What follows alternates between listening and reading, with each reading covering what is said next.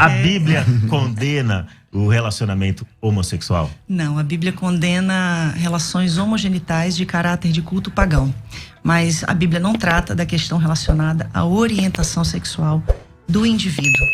É óbvio que nós estamos falando aqui de um contexto dentro dos 66 livros que compõem a Bíblia protestante.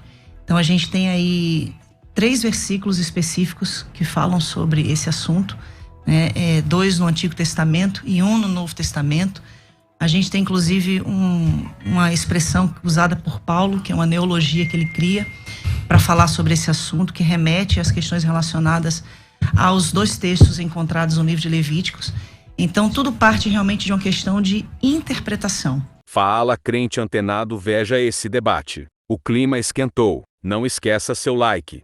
Então, óbvio, se eu for fazer uma interpretação fundamentalista desses textos, eu não posso usá-los com essa visão e excluir a visão de usar dessa hermenêutica fundamentalística, desta exegese fundamentalista, somente para esse texto. Mas eu preciso usar também para todo o contexto bíblico. E aí a gente vai abrir um leque de muitas outras situações que a gente precisa trazer para essa mentalidade fundamentalista, legalista, que rechaça essa questão relacionada à homossexualidade. A Bíblia condena o homossexualismo? Sim. A Bíblia condena a homossexualidade? Sim. A Bíblia condena 2 homens e 2 mulheres que fazem sexo entre si? Sim. A Bíblia condena textualmente. A Bíblia condena literalmente. Essa condenação começa nas páginas do Antigo Testamento. E a gente tem que entender que leis dadas aos judeus no Antigo Testamento são leis dadas aos judeus, não tem nada a ver com a gente. Algumas leis dadas aos judeus são repetidas no Novo Testamento. E se são repetidas no Novo Testamento como ordenança para a igreja, então nós também, agora, nesse momento, a gente também tem que obedecer. Então, se é uma lei dita por Jesus, se é um mandamento dito por Jesus, ou por um dos seus apóstolos, aqueles que ele mesmo escolheu, você, você, você e você, a Bíblia diz que nós, a igreja, ela está fundada na doutrina dos apóstolos. Então, se foi escrito por um apóstolo de Cristo, ou dito pelo próprio Cristo, então o que está colocado lá, não importa qual era o contexto, agora se traduz como ordenança para a igreja. Se traduz como ordenança para a igreja, que é o que acontece no caso desse tema, então sim, a Bíblia condena a prática homossexual. Posso só abrir um parênteses aqui rapidinho? É que o pastor usou a palavra homossexualismo, e essa palavra ela já não pode mais ser usada porque o sufixo ismo denota doença. Isso já foi erradicado, inclusive, dentro do conceito de psicologia mundial. Então é errado você colocar a expressão homossexualismo, porque a homossexualidade não é uma doença. Embora a gente saiba que a igreja até hoje não decidiu o que a homossexualidade é, porque tem linhas teológicas da igreja que diz que é doença, tem outras linhas que dizem que é demônio. Né? Então, dentro do conceito científico, o sufixo ismo não pode mais ser utilizado, porque não é mais considerado doença. Aliás, a gramática que envolve esse debate, como tantos outros debates, né? A gramática que envolve esse debate, ela está sempre mudando, né? Então a gente acaba... Em minha defesa, só quero dizer o seguinte, que essa compreensão, ela é uma compreensão do movimento homossexual ainda. Não me sentirei ofendido se você me chamar de alguém que pratica o cristianismo, por exemplo, tá certo? A Bíblia não fala nada sobre orientação sexual no sentido que nós aprendemos agora, no sentido moderno da palavra. Então ela não vai falar sobre inclinação, ela vai falar sobre a conduta. É a conduta que é condenável. Então aparecem inúmeros textos, não são muitos textos, mas são textos suficientemente claros, pelo menos do ponto de vista da teologia e da hermenêutica cristã ao longo de quase 20 séculos. Como um cristão honesto com a Escritura, que quer se submeter à palavra de Deus, deve interpretar essas passagens, como por exemplo em Levítico, Deuteronômio, as passagens nas cartas do apóstolo Paulo. Como que um cristão pode lidar com essas passagens, ao invés de fugir? Porque o que eu percebo assim, há alguns homossexuais ou militantes da causa LGBT que simplesmente negligenciam a Bíblia, negam a autoridade da Bíblia, a suficiência da Escritura e partem por uma interpretação pessoal. E nesse não me parece ser o seu caso. Você vai para a Bíblia e vai lidar com esses textos. Como é que um cristão honesto pode ir para a Bíblia e lidar com esses textos, pastora Lana? Primeiramente, eu quero dizer que existe uma grande dificuldade de um cristão lidar com essa questão, principalmente se for um cristão gay. Porque ele cresce ouvindo que ele não é aceito como é. Sim. Né? E muitas vezes existe até aquela homofobia cordial. Deus ama o pecador, mas aborrece o pecado. A gente te ama, mas você tem que mudar. É uma linguagem que até é cheia de cordialidade, mas por trás disso existe realmente uma rechaçação, uma exclusão. Segunda coisa que a gente precisa entender é que a Bíblia, ela vai sempre precisar ser avaliada dentro de uma questão popular. E quando eu falo de uma questão de interpretação popular da Bíblia, eu estou falando de um triângulo da hermenêutica. Eu estou falando da realidade pessoal da pessoa, da realidade da comunidade e da realidade social.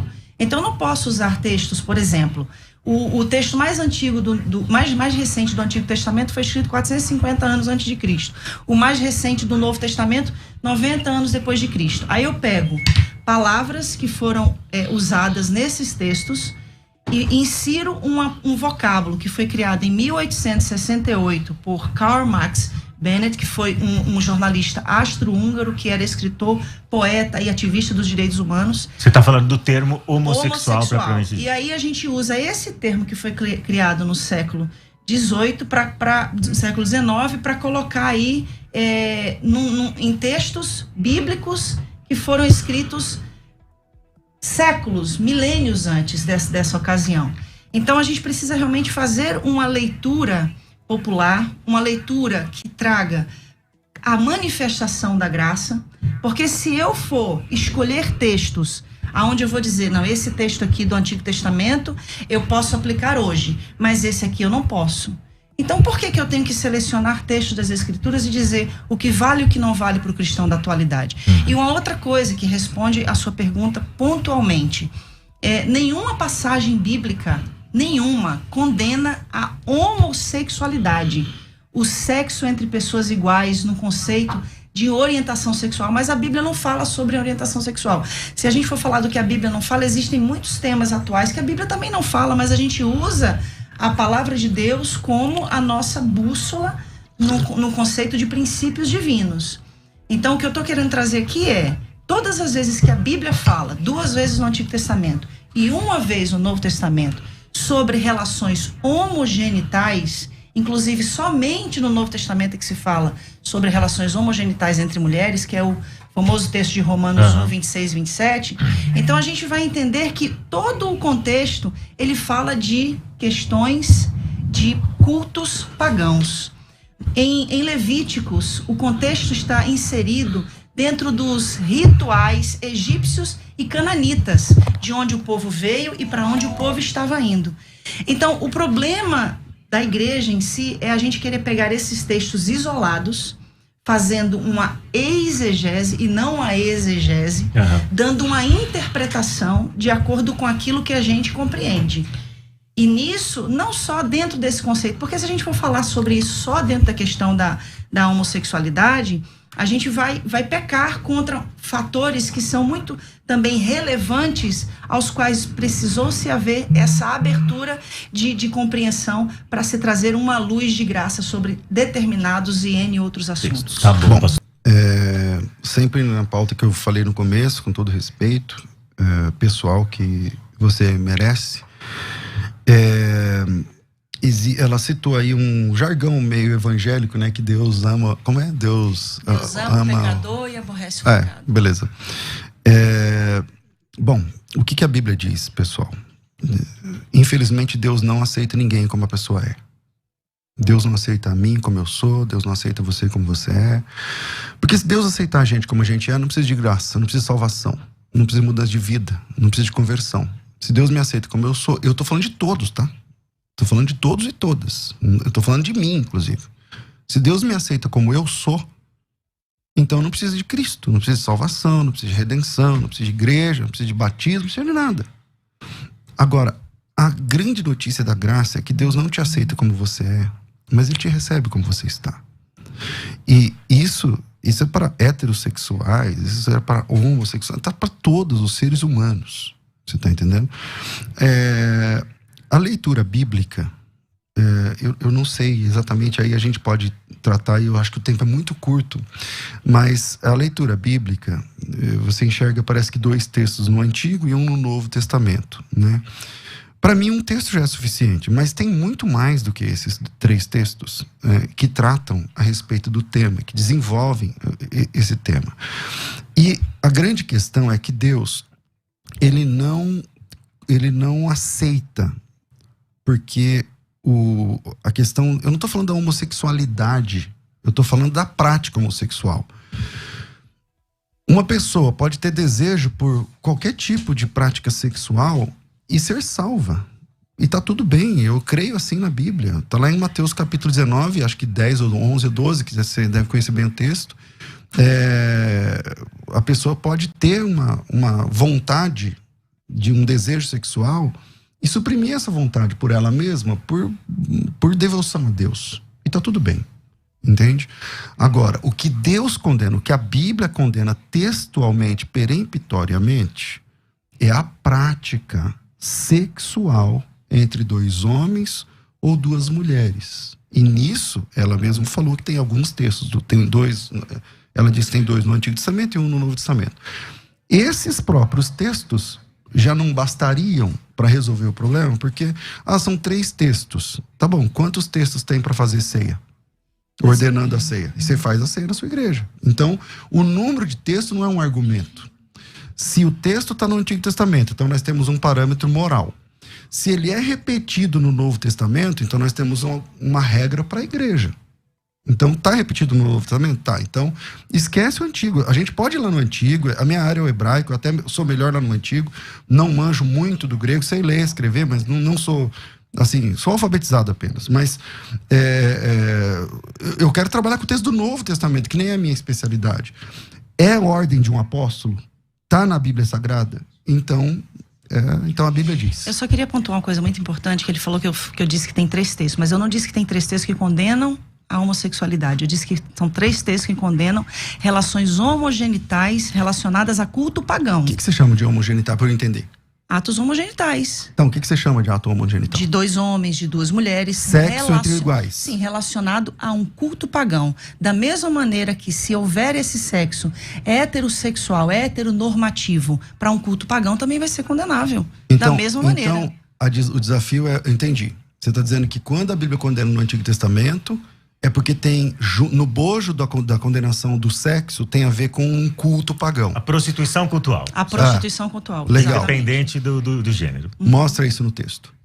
Sim, em Levítico, se Tá for ver bom. o contexto. Não, mostra o texto. Mostro o contexto. Agora mesmo. Aonde está o paganismo? Sim. Ali de religião. Vamos lá. Dentro do contexto de Levítico 18, ok? Se a gente for em Levítico 18 e Levítico 20, eu não estou falando de um texto, pastor. Agora não é mais texto. Não, eu estou falando então, de um contexto. Então. Não, todo o tempo eu falei de contexto.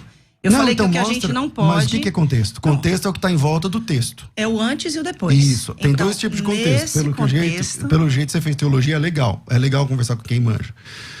Tem contexto imediato e contexto remoto. Sim. Você está falando do contexto imediato ou do remoto? Eu estou falando dos 2 contextos. Então apresenta ele no bojo do texto, em volta ali do texto. Pode ser para ler?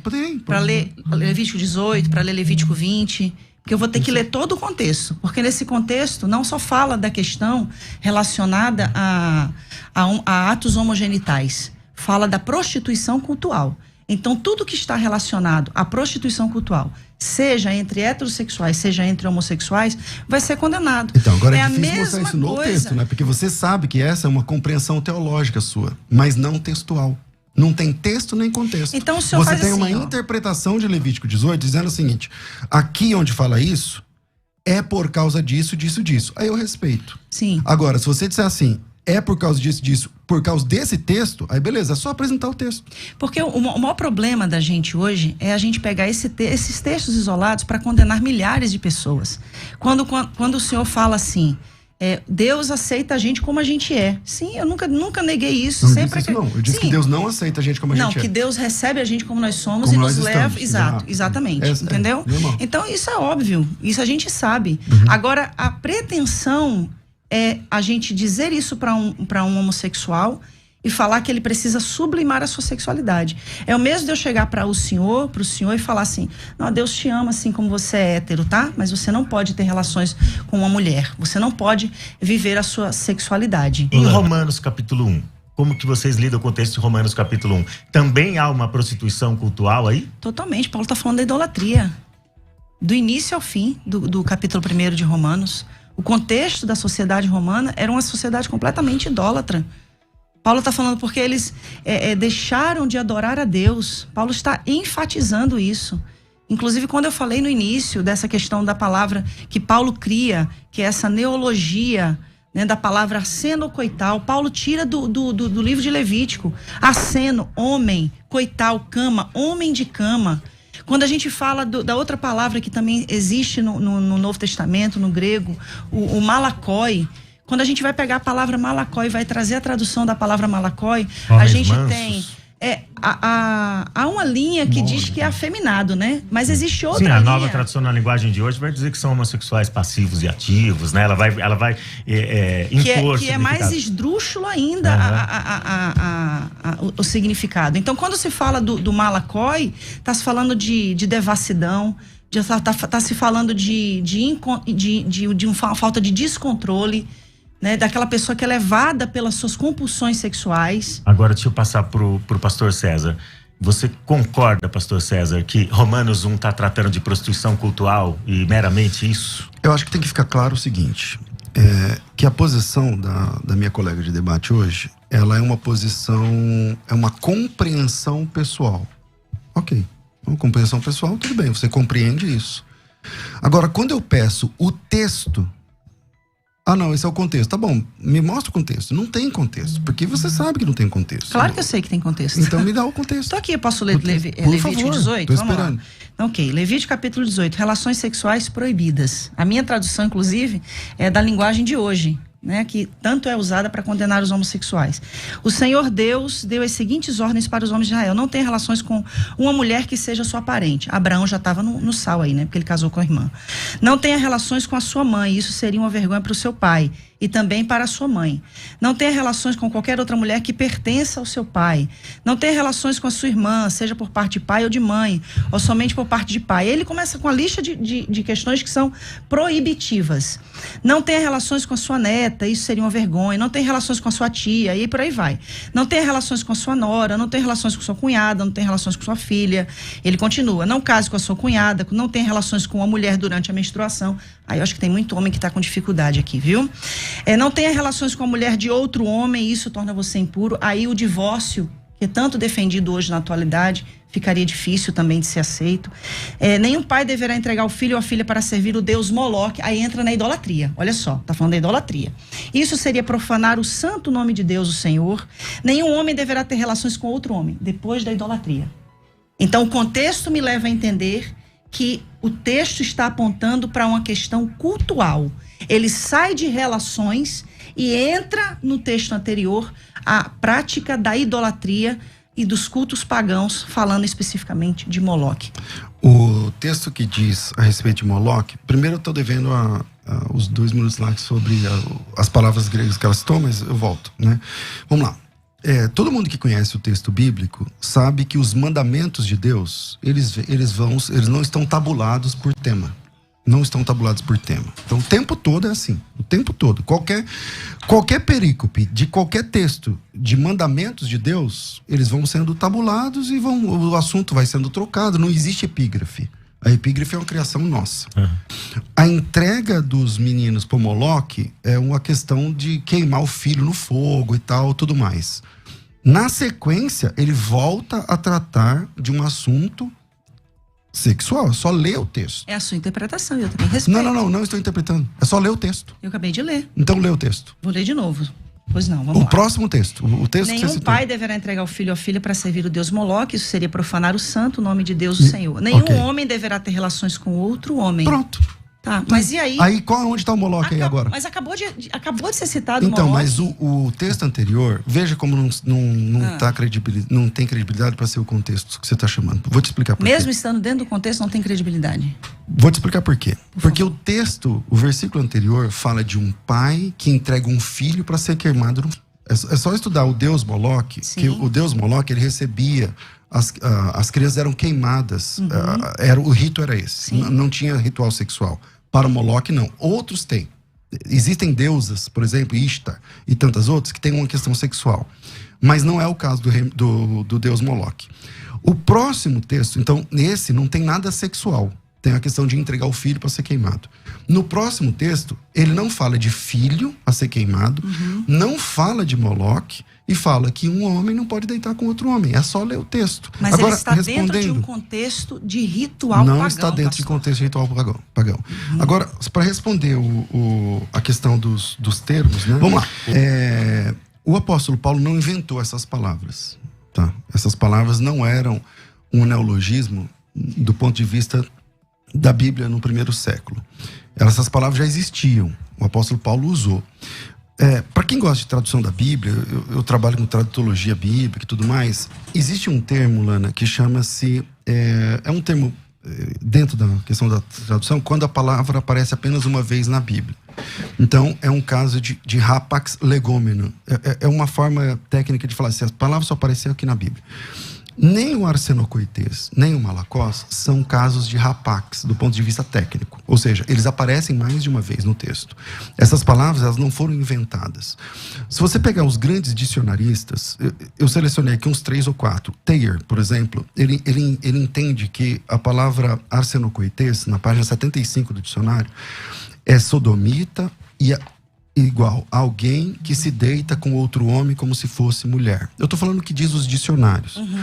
O dicionário Abbott-Smith, na página 61, ele fala exatamente a mesma coisa. O dicionário Bauer, que é um dos principais dicionaristas do mundo, ele fala o seguinte, que essa palavra arsenocoites, ele significa um homossexual que faz papel masculino ou um pederasta. O dicionário Grinch, ele fala que, na página 34, é um homossexual. São muitos dicionários, tá certo? Então, dizer que aquela palavra não quer dizer o que ela está dizendo, aí tem que brigar com toda a história, a cultura e os dicionários. Não falando de dicionário de agora, estou falando de dicionário de 500 anos atrás.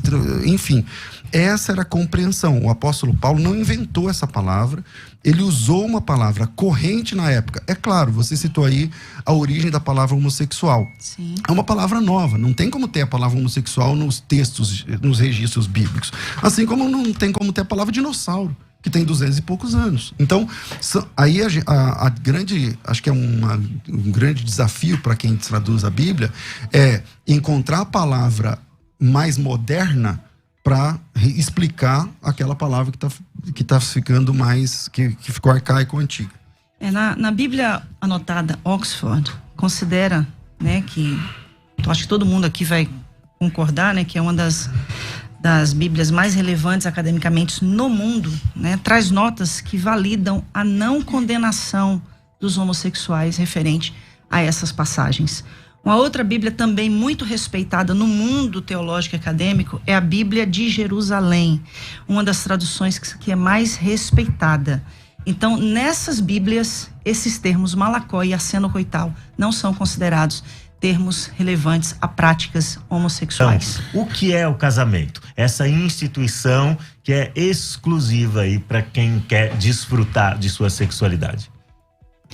O casamento, dentro do contexto bíblico, né, liga duas pessoas. Se a gente for usar um padrão, se Adão e Eva for o padrão, então a gente vai ter que desconsiderar, inclusive, muitos casais heterossexuais, porque destoam desse padrão. Eu não sei se Adão e Eva eram loiros, se eles eram pretos, eu não sei se eles eram albinos, eu não sei quem eles eram. Então, tudo que destoe do conceito do padrão de Adão e Eva, então seria fora do padrão que a gente considera como aprovado por Deus.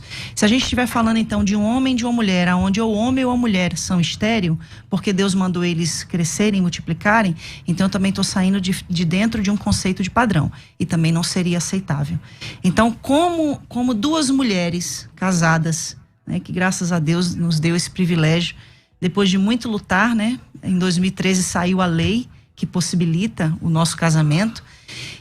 A gente concorda que o casamento ele acontece a partir do momento em que duas pessoas se amam, se respeitam e estão dispostas a viver uma vida monogâmica, né, na fidelidade, na lealdade e dentro do conceito de fé das Sagradas Escrituras.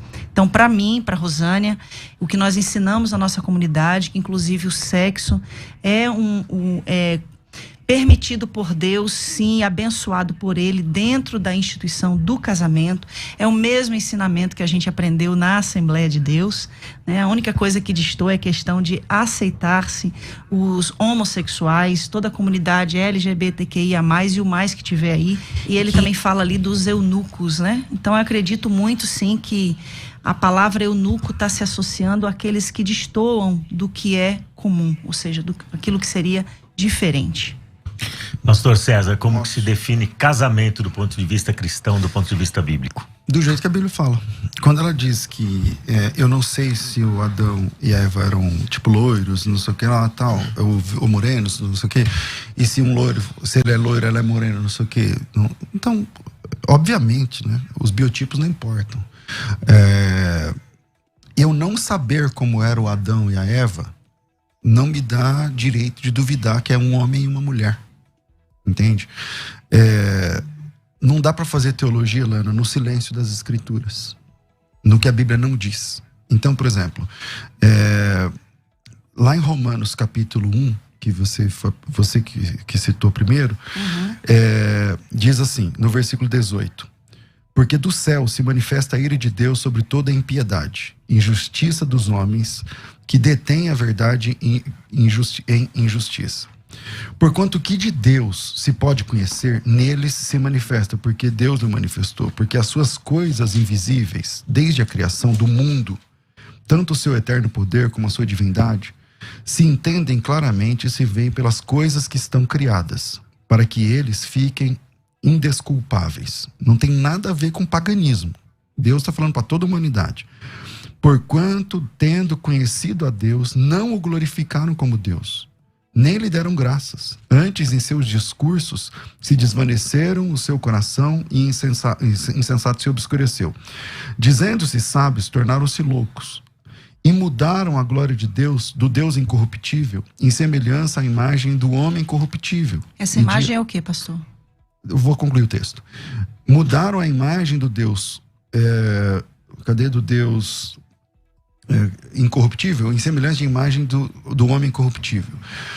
Pelo que também Deus os entregou às concupiscências dos seus corações e à imundícia, para desonrarem em seus corpos entre si.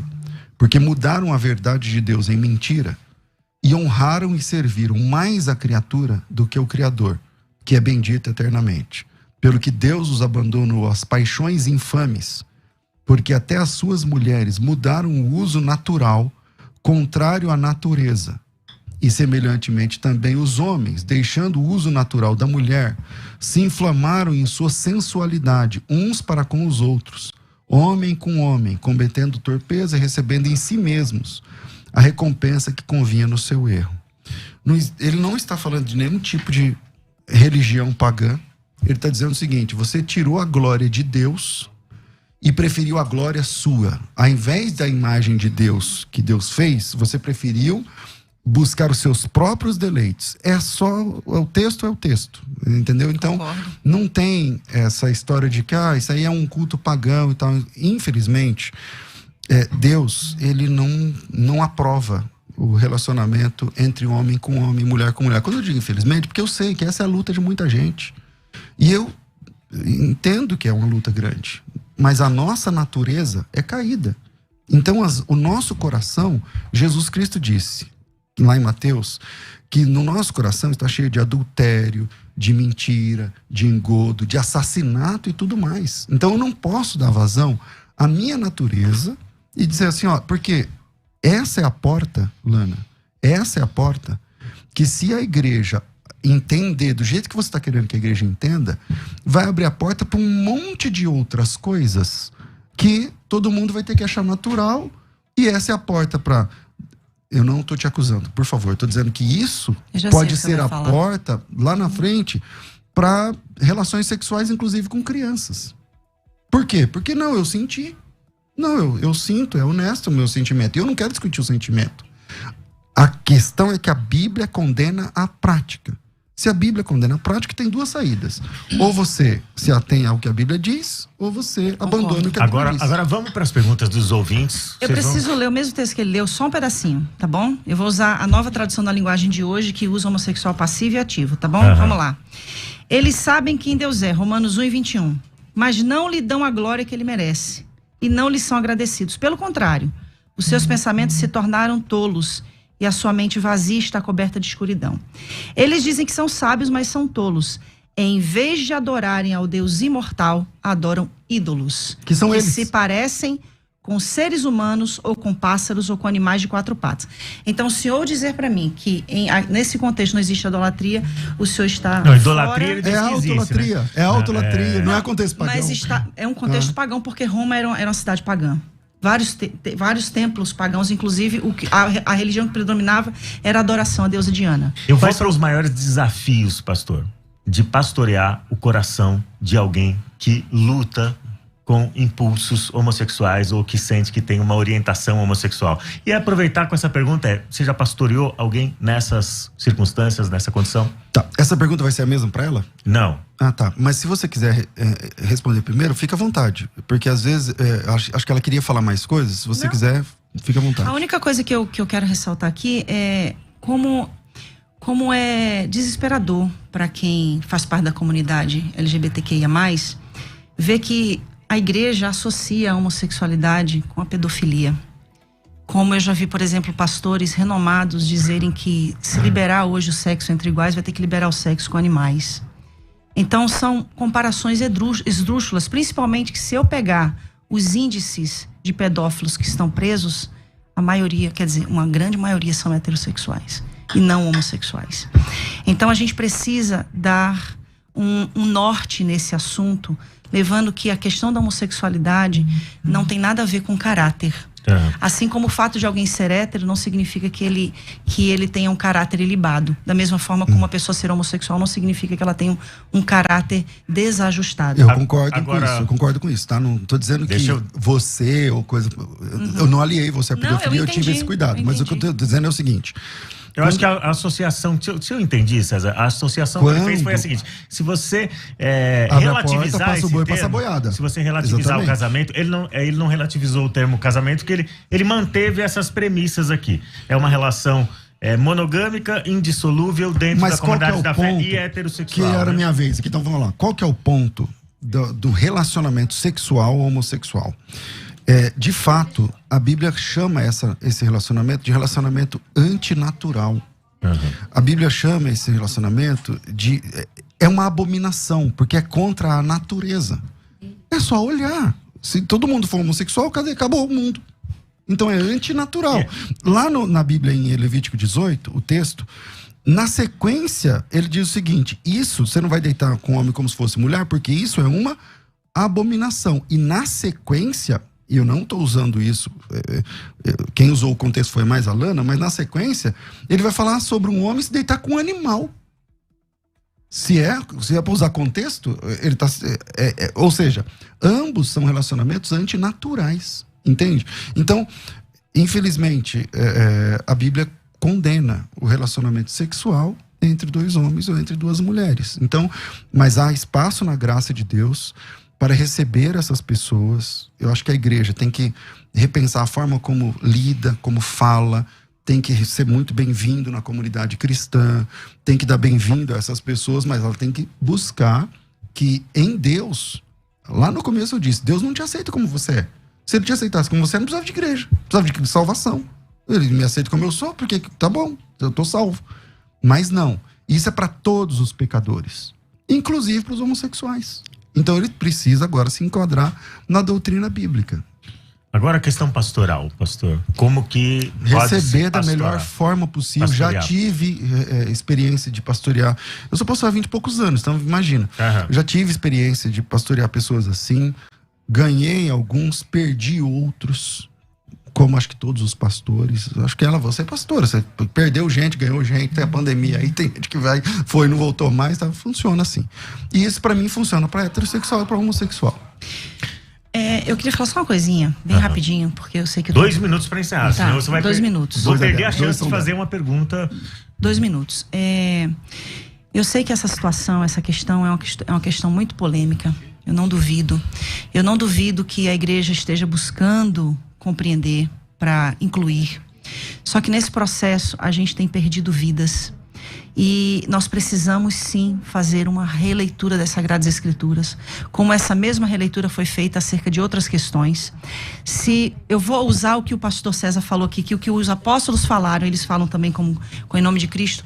Paulo, ele fala da escravidão. Então, se eu for levar em conta o que Paulo fala da escravidão, eu vou ter que manter a escravidão como um conceito social.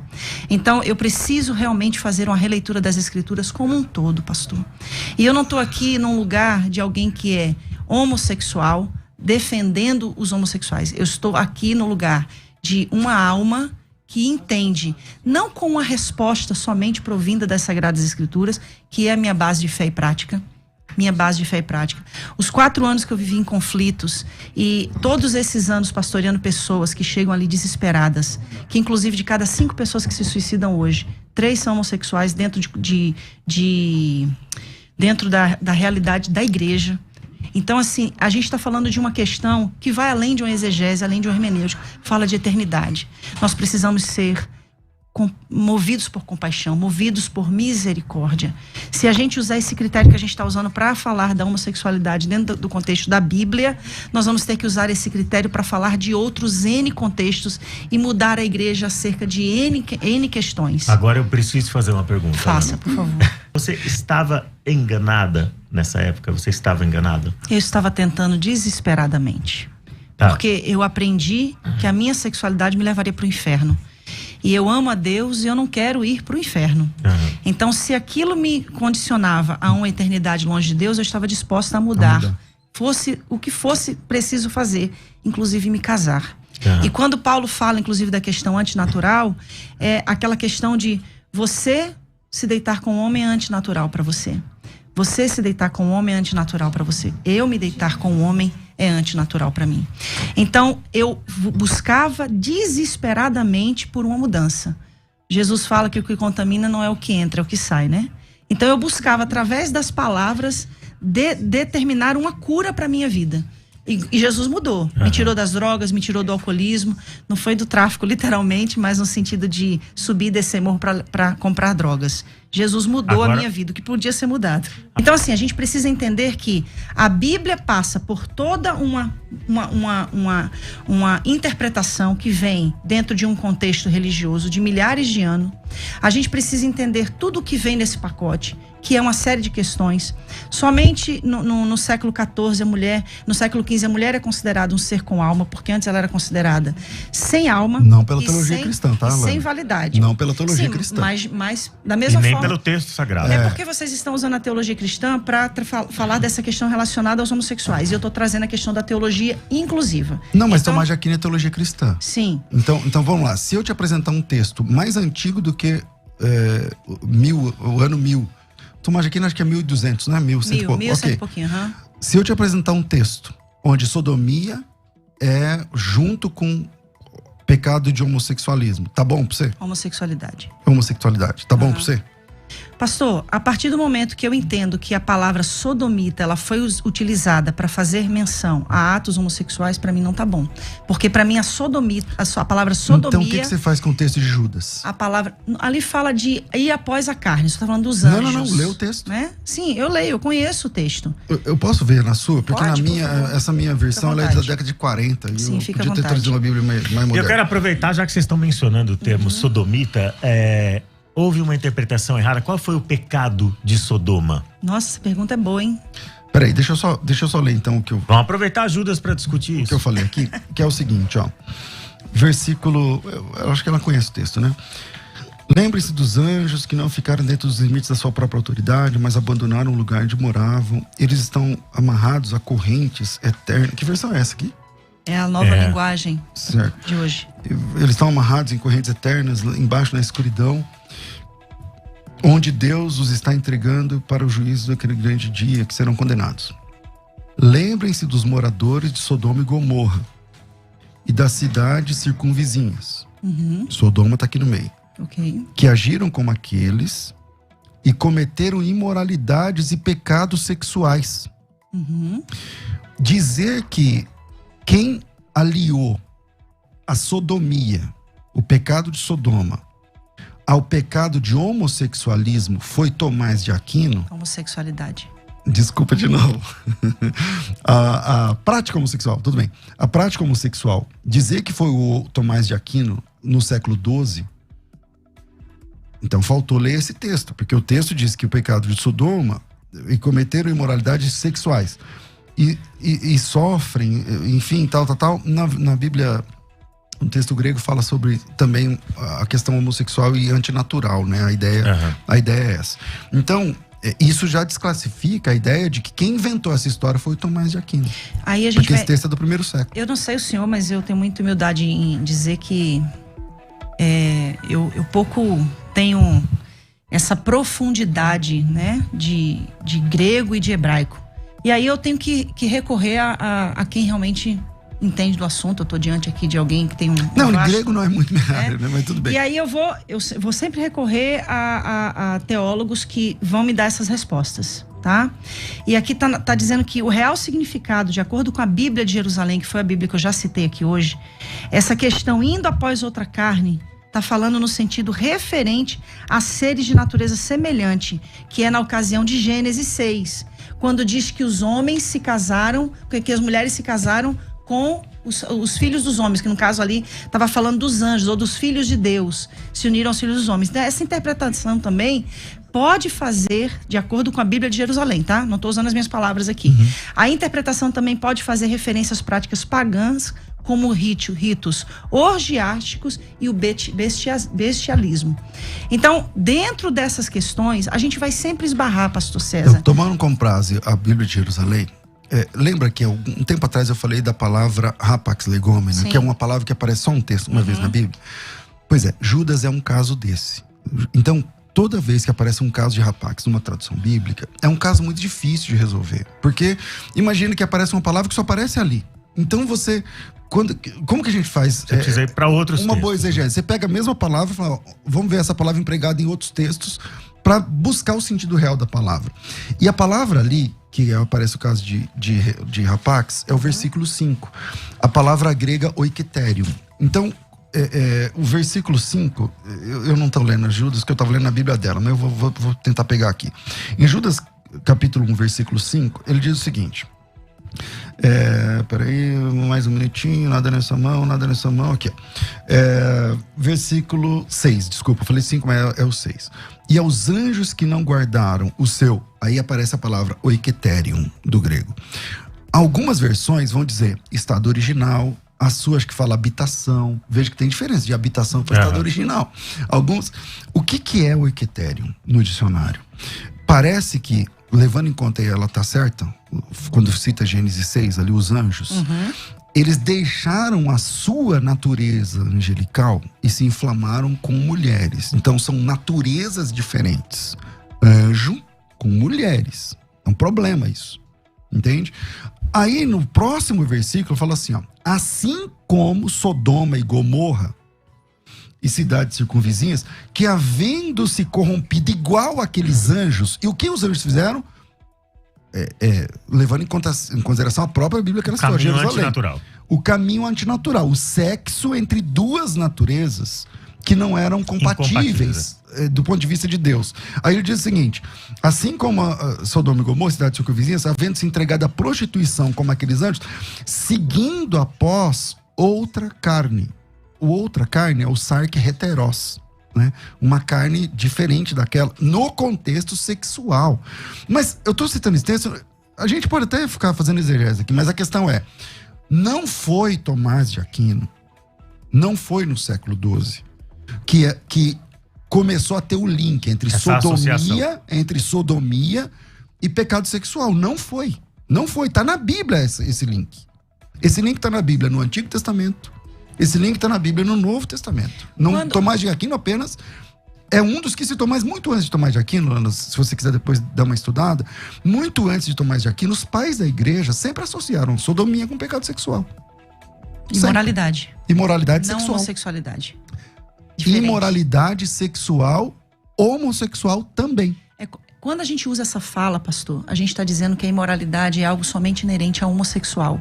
Como se o heterossexual não pudesse Então, ser por favor, imoral. não estou usando isso. Então, mas é isso que eu estou dizendo. Não estou usando isso. Essa é a interpretação que A se dá. imoralidade Foi também é essa homossexualismo compreensão que também, São mas Tomás é deu, muito entendeu? mais. Como se a imoralidade fosse algo inerente do homossexual. Quando o senhor fala sobre a homossexualidade vista na Bíblia como algo abominável, eu queria te fazer uma pergunta. Qual é o pecado evidente que levou o povo de Israel, o povo de Judá, para o cativeiro? Qual é o pecado, a base do pecado? O cativeiro babilônico? Sim. Idolatria. Idolatria, ok. Então vamos lá. Ezequiel capítulo 16, tá? Versículo 48.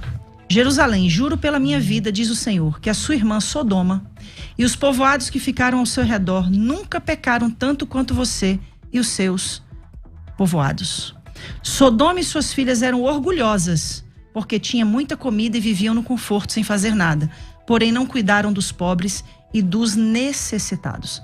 O profeta Ezequiel está dizendo que o pecado de Sodoma e Gomorra não foi a homossexualidade, como se diz. Está dizendo que o pior pecado foi o pecado de Jerusalém, pior do que o pecado de Sodoma e Gomorra. Porque o pecado de Sodoma e Gomorra, segundo o profeta Ezequiel, foi a fartura de pão, a fartura de tudo que tinham sem...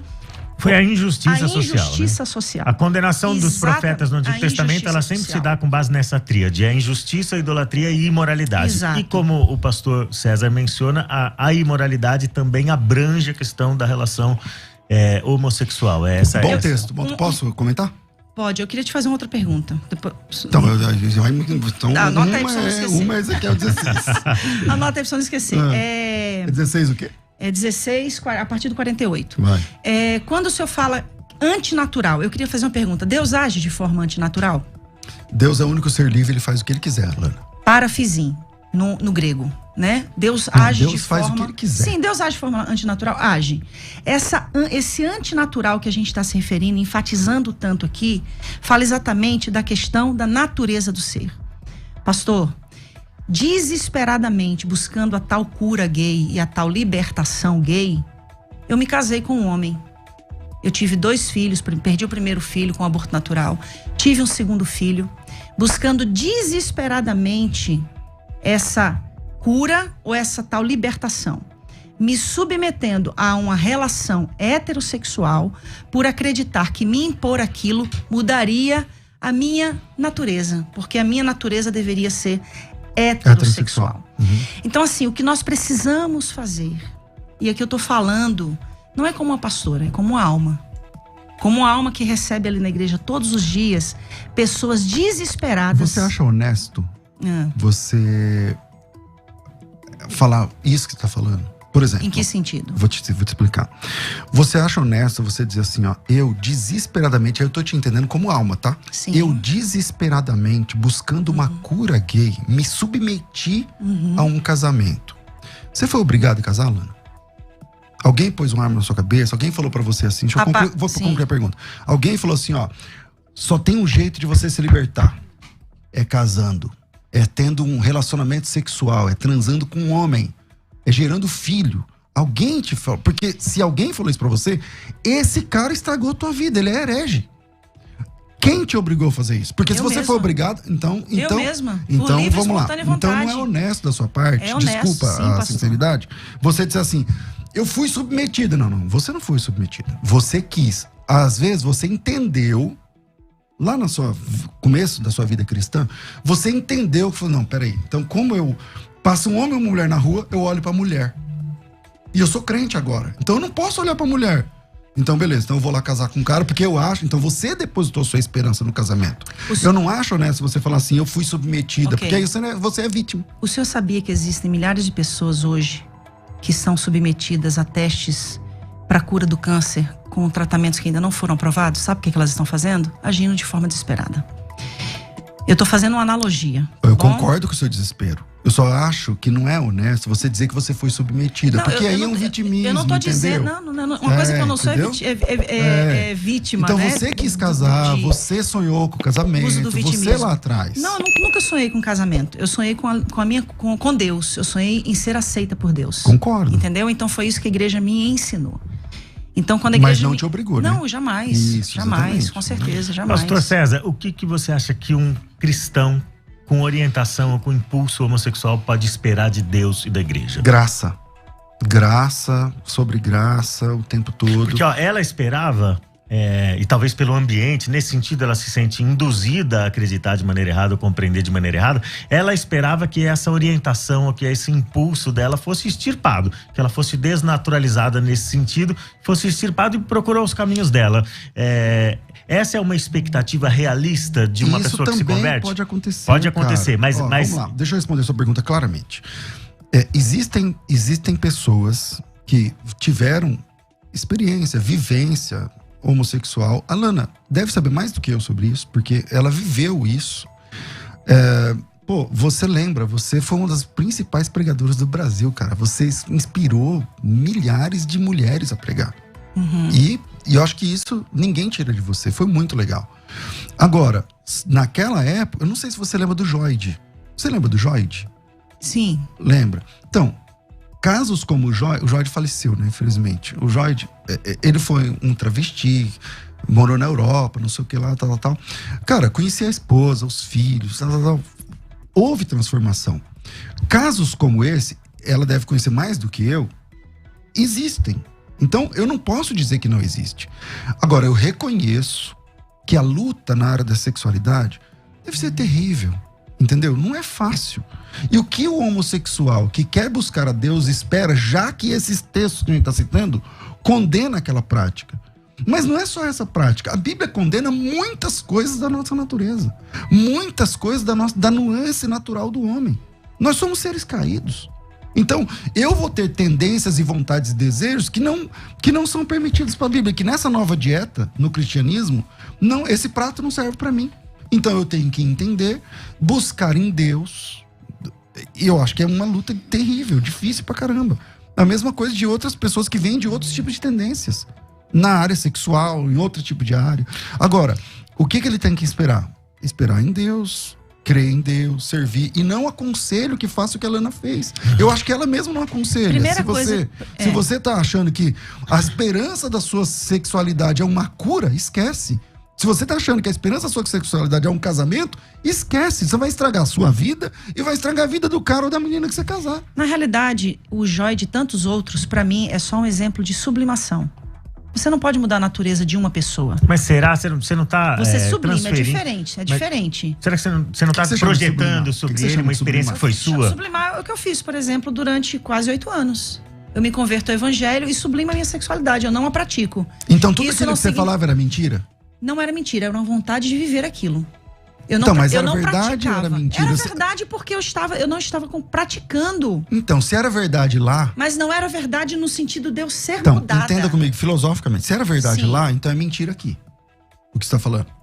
Ou é verdade aqui, então era mentira lá. Porque se você fala uma coisa que eu não sei quantos anos faz, mas não quero aqui denotar as idades. Mas se há 20 anos atrás você falava X e agora você fala não é X, é Y, ou era mentira lá, ou é mentira pastor, aqui. Nós vamos ter outro problema com Paulo, porque Paulo defendia a lei a ponto de matar os cristãos. E teve um momento que Paulo encontrou com Deus e Paulo diz o seguinte: quando Deus me deu uma visão, não consultei nem carne nem sangue, mas fui fiel à visão. O que isso tem a ver com o assunto? Paulo perseguia os cristãos e os matava. Mas ele não era cristão. Mas pastor, lá você era. Ele defendia a lei, é isso que eu estou dizendo. Então, beleza. Então você começou a ser cristã agora? Aí houve uma mudança radical de conduta no caso dele, né? Mudança de visão, é isso que eu estou dizendo. Cristã eu sou desde o dia 12 de dezembro de 1995, quando eu me converti. Agora, o fato de hoje eu ter uma visão sobre a minha orientação sexual diferente do que eu tinha antes... Não, tá tudo bem. Tá tudo bem, só que então você tem que assumir o risco, porque o boleto chega. Qual que é o boleto? Tá bom, o que você falava lá tá certo? Ou o que você fala agora tá certo? Porque você falava coisas diferentes. O que você falava em 90 e poucos que você falou, não é o que você tá falando agora. Então, ou é mentira aqui, ou era mentira lá. É que você ficou... Lana, pastora, acho que você ficou com dó de falar que você estava enganada. Porque as 2 vezes que eu perguntei pra você se você estava enganada, você falou, não, eu acreditava desesperadamente. Isso. Mas se eu acredito desesperadamente, ou por causa de pressão do grupo, ou por causa de um anseio, de uma expectativa meu, não deixa de ser um engano, né? A melhor pessoa pra falar sobre isso sou eu mesma, claro. Tá bom? Então vamos lá. Vocês falam dentro de uma perspectiva externa. Eu falo dentro de uma perspectiva interna, ok? Então, tudo que eu fiz, não foi só o casamento. Foi cura interior, foi libertação, foram longos processos de jejum, foram subidas ao monte. Ministério foi chamado. Ministério não tem nada a ver com a minha sexualidade, né? Então, assim, quando eu venho a um casamento, vivo a maternidade, tudo isso eu vivo nessa busca, como tantas outras situações pelas quais eu me predispus a fazer, não fui obrigada a nada. Eu me predispus porque eu cresci dentro de um contexto onde eu fui ensinada que o fato de eu ser quem eu era ia me levar ao inferno. Eu amo a Deus e não quero ir ao inferno. Então faria tudo o que fosse necessário para mudar, como fiz. Naquele contexto era a minha verdade. Ok? No grego, quando a gente pega lá João capítulo 1, versículo 1, quando João fala do verbo, essa palavra verbo está lá, davar. Davar fala de verdade e realidade. Naquela época, era a minha verdade, a minha realidade. Era a minha realidade. Hoje, a minha verdade e a minha realidade é compreender que eu nasci assim e eu louvo a Deus por nascer assim. Mesmo porque eu entendo que hoje o meu chamado é uma voz para alcançar tantos outros iguais a mim que acreditam que não são amados e aceitos por Deus. Então, o que eu quero trazer aqui hoje é, a minha verdade hoje é essa. Eu mudei de ideia, mudei como Paulo mudou, mudei como Pedro mudou quando vi um lençol descendo e Deus dizendo para ele, come, mata e come. Não porque é impuro. Você não vai dizer que é impuro aquilo que eu santifiquei. Então mudei de ideia como Pedro mudou, mudei de ideia como Paulo mudou. Então com essa resposta você está anulando aquilo que estava atrás. Não, pastor, mas aquilo lá atrás foi lá atrás, como foi lá atrás com Pedro, então, como mas foi lá nós atrás não com estamos Paulo. lá atrás, a nós gente estamos chegando agora, 2021. 30 minutos. Já vou terminar. Caramba, de novo já chegou. Atos 15, conselho em Jerusalém. E aí? Para ser aceito tem que ser circuncidado ou não? A igreja toma uma decisão, gente. Era uma questão de lei, mas vem uma mudança. A igreja sempre vai precisar passar por mudança. E uma coisa que vocês, nem ninguém vão poder impedir. Deus está promovendo uma nova reforma. E essa reforma vai vir, quer vocês queiram. Quando eu falo vocês, eu não falo afrontando, tá? Eu falo no sentido que a igreja queira, que ela não queira. Porque assim como aconteceu a reforma protestante, está acontecendo uma nova reforma hoje. E essa reforma, sabe por quê? Quando Deus chamou a mim e a Rosana, ele foi enfático em falar conosco, dizendo assim, estou levantando vocês para fazer a última colheita antes do arrebatamento. Sabe o que Deus disse? Eu vou buscar a igreja e não aceito que vocês fiquem de fora. Então nós assumimos essa responsabilidade. Todos os dias estamos debaixo, sim, de opressões, de xingamentos, de maldições. E eu lamento muito por esse evangelho que, ao invés de promover o amor, promover essa graça de aceitação a todos, rechaça, exclui. Sabe qual é a nossa maior dificuldade hoje, pastor Léo? Pastor César? É evangelizar um gay no meio da rua. Primeiro a gente tem que, na hora de evangelizar, ele dizer que a gente é gay, para ele então aceitar ser evangelizado. Porque eles estão tendo repúdio pelo evangelho. Porque a linguagem que é pregada é uma linguagem de violência, é uma linguagem de exclusão, de marginalização. Então, nós assumimos um lugar que eu estou disposta a morrer nele, se for necessário, para que outras pessoas sejam alcançadas e milhares de vidas sejam salvas. A minha primeira fala, Léo, eu vou voltar nela lá atrás, né? Lana, você se sentiu, da minha parte... Não, pastor, jamais, de forma alguma. Algum discurso de violência ou coisa do gênero? Jamais. Porque... Inclusive, quero dizer que gostei muito do senhor pessoalmente. Então, a questão é a seguinte, cara. O cristão verdadeiro, ele vai enxergar um homossexual como uma alma, como qualquer outra. Vindo do pecado como qualquer outra. Como todo mundo. Deus, ele não aceita a gente como a gente é. Gente, isso é evangelho. Isso é evangelho. Concordo. Entendeu? Mas ele recebe todo mundo do jeito que tiver. Ele não aceita a gente como a gente é. Mas ele recebe. Mas recebe. Ele recebe aceitou você. a sua sexualidade? Nesse caso, a minha sexualidade não estava contra a vontade de Deus. Então, pra mim, a minha luta foi ser monogâmico. A minha luta foi... Ou seja, a sexualidade dele também não foi absorvida integralmente no pacote, né? Ele teve que renunciar Porque Jesus falou assim, coisa. Lana, Jesus não é falou a assim, sexualidade, Lana, é o caráter, é o ser humano como um todo. Não, então, mas o que você chama de caráter Por exemplo, você acabou de defender o bissexual. Então o bissexual... E aí você viu que você ficou sem resposta? Não. Porque o bissexual... Não. Qual o momento? Então vamos lá, vou te lembrar então. O bissexual tá aqui, o João. Ele gosta de fazer sexo com homens e gosta de fazer sexo com mulheres, no plural. Aí esse cara conhece a fé. Sim. Na minha opinião, na minha visão da Bíblia, esse cara tem que abandonar essa questão. Ele vai viver sexualmente assexuado? Não. Ele vai casar com uma mulher e acabou. Aí a vida dele é a vida monogâmica. Já que ele é um bissexual e não tem repulsa pelo sexo oposto. Você também defendeu que esse cara tem que ser monogâmico. Mas você defendeu assim. Então, vou te chegar lá. Você defendeu que o João também tem que ser monogâmico. Só que você diz assim, no seu caso, ele tem que escolher um homem ou uma mulher e ficar com ele até o fim da vida. Sim. Aí eu disse, nesse momento ele parou de ser bissexual. Aí Não você parou, disse, não, ele fez uma escolha. Não, então ele parou. Não, ainda dei um exemplo. Vocês, antes de se casarem com a esposa de vocês se apaixonaram por outras mulheres, mas vocês fizeram uma escolha. Nesse momento e a vocês escolha foi ficar só com essa. Então acabou. A escolha de João foi ficar só com esse ou com essa. Então acabou. Ele parou de ser bissexual aí. Mas fez uma escolha, pastor. Exato, mas acabou. Aí tá dentro de uma questão de caráter. Entendeu? Literalmente, porque, por exemplo, o fato de eu ser homossexual não significa que eu não tenha desejo por outras pessoas, por outras mulheres, mas eu fiz uma escolha, e a minha escolha é a minha esposa. Quase 20 anos de história. Ou seja, tem renúncia aí então, também, tem né? renúncia também, Agora, gente, eu acho que ela apresentou bastante bem a perspectiva tanto da comunidade LGBT cristã, QIA+. Eu nunca consigo me atualizar o suficiente em relação a isso. Quando você tá acostumando com uma, mas cabe, pastor César, aí eu vou perguntar para você, a gente tem que encerrar, né? Então eu vou perguntar para você, cabe em algum momento, que eu quero ver essa perspectiva da igreja que ela chamou de clássica, de fundamentalista e tudo mais, né? Na perspectiva dessa igreja, pastor, cabe um meia-culpa no modo como muitos gays foram tratados ou foram empurrados para um casamento ou para um processo de exorcismo, alguma coisa assim. Cabe alguma meia-culpa da igreja? Uma recondução desse processo? No caso da Lana, e é um caso bem legal, porque ela é uma pessoa conhecida no Brasil inteiro e fora. Ela mesma disse que ela não foi obrigada a casar. Sim, mas a gente sabe que há muitos contextos que são empurrados, então, ou não? Eu não sei, aí eu tenho que ser onipresente. Aí eu tenho que saber tudo.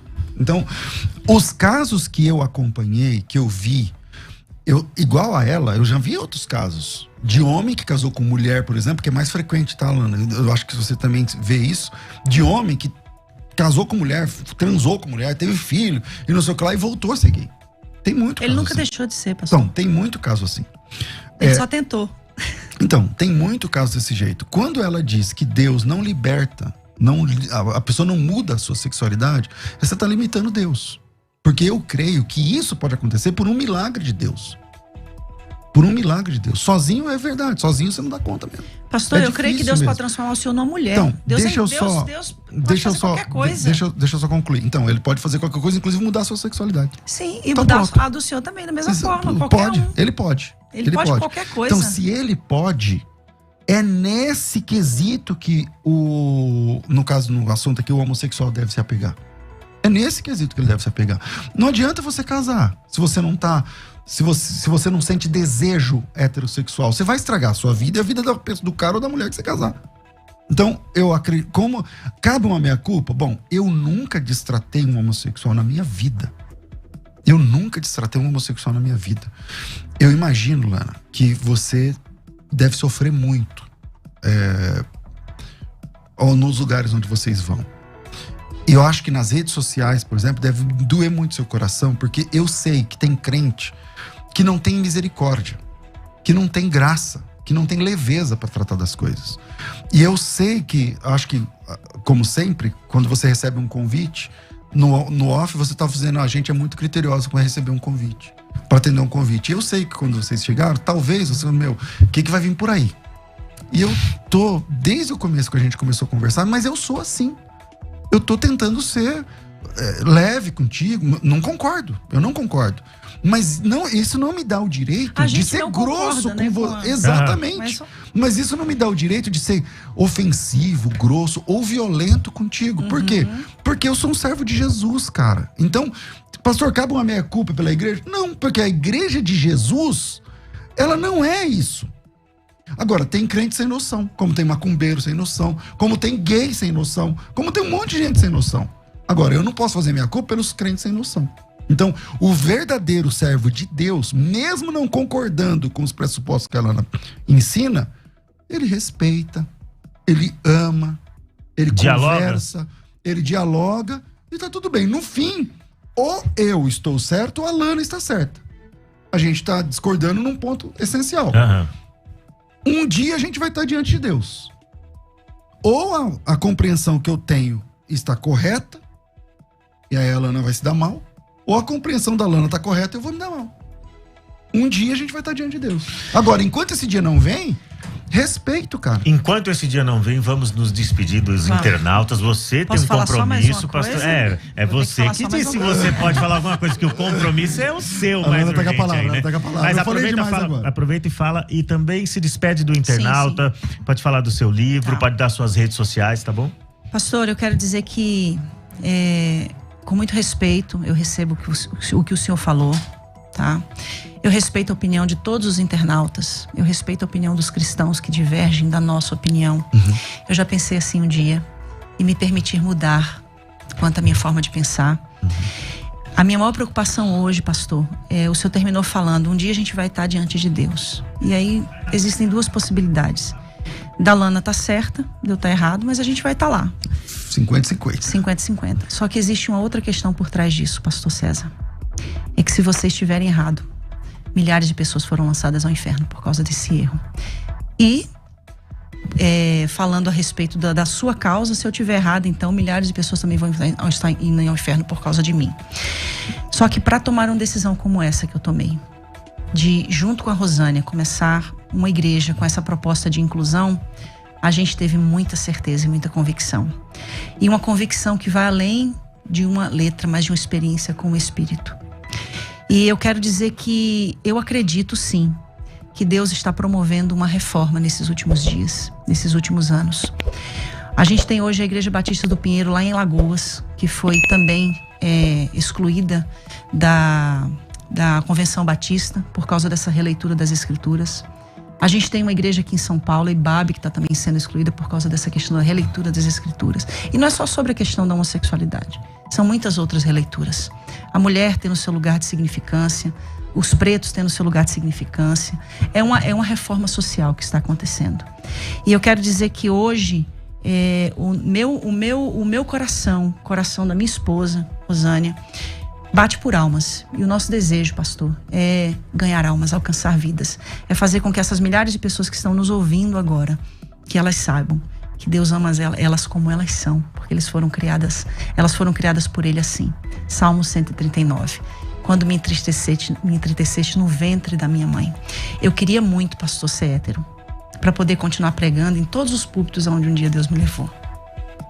Mas Ele quis que eu fosse assim, com um propósito excelente, que é de alcançar vidas. Porque o que vocês fazem, milhares fazem. O que nós fazemos, poucos têm coragem, mesmo sendo gays. E a gente está aqui para dizer que existe um lugar no céu para essas pessoas. Eu quero agradecer a oportunidade e quero falar do livro que a gente está lançando. O lançamento foi ontem, Casamento em Construção. Não existe em nenhum lugar do mundo um livro com um teor desse, porque fala da família homoafetiva. Nós temos milhares de livros para casamentos heterossexuais, para famílias heterossexuais. E eu quero fazer aqui, uma alusão a esse livro com a seguinte palavra: a todas as famílias da terra, acerca das quais Deus declarou que seriam benditas. A minha família é bendita. Especialmente aquelas que ao longo da história foram invisibilizadas, silenciadas e esquecidas, mas que hoje, pela fé e pela lei, têm a sua existência garantida. É só um direito de existir, um direito de ser e um direito de alcançar essa graça, ao qual a Bíblia diz que é para todos e ao qual Pedro termina dizendo: reconheço, pois, que Deus não faz acepção de pessoas. Amém? Muito obrigado, amém. Muito obrigado, Lana. Obrigado por participar desse debate, por se dispor a vir conversar sobre esse assunto que é tão delicado e que te expõe bastante, né? Muito obrigado. E agora, pastor, se despeça também aí, suas considerações finais aí, se despeça dos nossos internautas. Obrigado. Desde o começo estou aqui cheio de dedos, né? Para ver se eu não quero ser desrespeitoso, não quero ser nada. Mas foi um papo interessante, vi sinceridade, né, um coração sincero, e é muito legal a gente conversar baseado na sinceridade. Eu imagino o sofrimento e meu coração está com essas pessoas que sofrem. Eu acho que o papel da igreja é essa missão de evangelizar homossexuais. Eu acho que é papel da igreja, sim. A igreja tem que receber essas pessoas, acolher essas pessoas, pregando o evangelho que transforma homens. Assim como pessoas, assim como todas as pessoas. É a missão da igreja. Deus abençoe. Léo, desculpa alguma coisa, Lana, se eu te desrespeitei em algum momento, me perdoa, não foi essa a minha intenção. Em paz, tá tudo ok. Deus ama os héteros também, viu? Fique em Ele paz. falou que viu sinceridade em você diversas vezes aqui. Você viu sinceridade também no pastor? Sim. Então tá ótimo. Obrigada.